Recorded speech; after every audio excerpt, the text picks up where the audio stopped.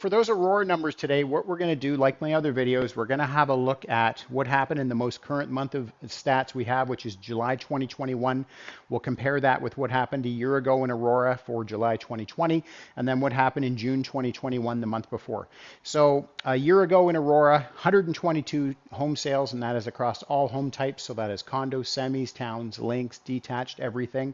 The June and July numbers I broke out a little bit different in that the N represents new listings coming to the market. The S is sales that happen through the month, which is represented by this number here initially.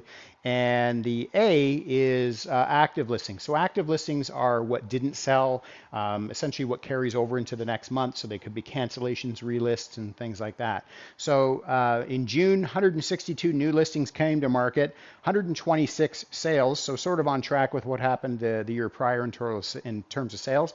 Active listings, which carried over into July, was 119. If we look at July 2021, we're 125 sales, so reduction there. Also a reduction in the amount of sales, but if you can notice, the active listings have actually declined by a good chunk. And so we're seeing this trend in other markets as well, where there's less listings coming on the market. Sales are staying fairly consistent. But what we're seeing is we're seeing the buyers actually start to go into this older inventory. Average sale price across all home types in Aurora a year ago was $1,122,000. That rose to $1,271,000 in June, currently trending at $1,231,000. And I know you're seeing a reduction here. I wouldn't necessarily suggest that the market has hit a ceiling. What you're typically seeing in this, and again, it's an average sale price across all homes. So, there could be more, in previous months, there's more multi-million-dollar homes selling, whereas July, it could have been more townhouses and smaller condos and semi-detached selling. So it definitely, that number can bounce around a little bit. Sales to new listings ratio tells us out of the homes coming on the market each month, what is the percentage that are actually selling? So it's the absorption rate. So 58.9 a year ago, 77.8 in June, and currently trending at 90.4. So if you're curious, is this a seller's market? Absolutely.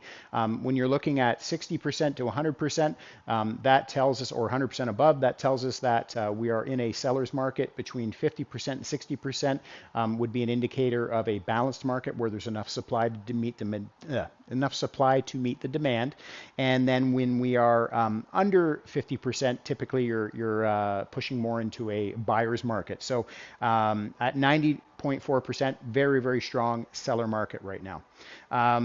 Months of inventory remaining tells us that at the current rate of buying, if no other homes came on the market after today, how long would it take to deplete the inventory? So a year ago, 1.7, currently trending at 0.9, or sorry, in June, 0.9, and we're holding steady at 0.9 as well. So again, if I review these numbers, less listings coming on the market. The sales are somewhat consistent, 13 deals off.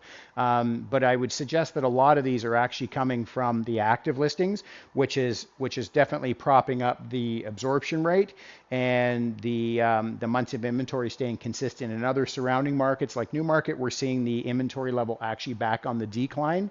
And they're in Newmarket, the absorption rate's actually at 90% as well.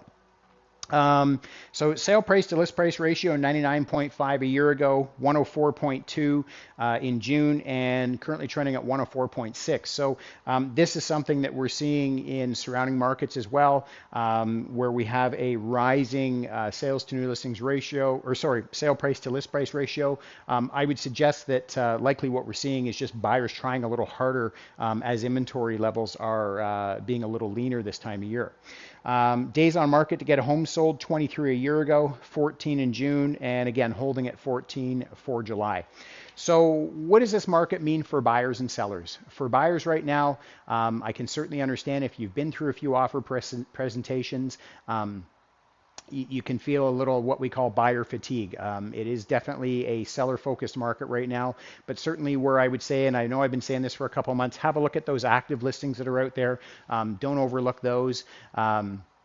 And certainly it's really in a market like this, it's really just about speed. I know it's as a buyer, you want to be protected, especially if you're a first-time buyer. You want to be protected on all sides. You want to be, finance. You don't want to have condition on finance and home inspection. But speed is really going to help you in this case, and certainly working with your mortgage professional to remove those conditions is definitely going to be the way to go.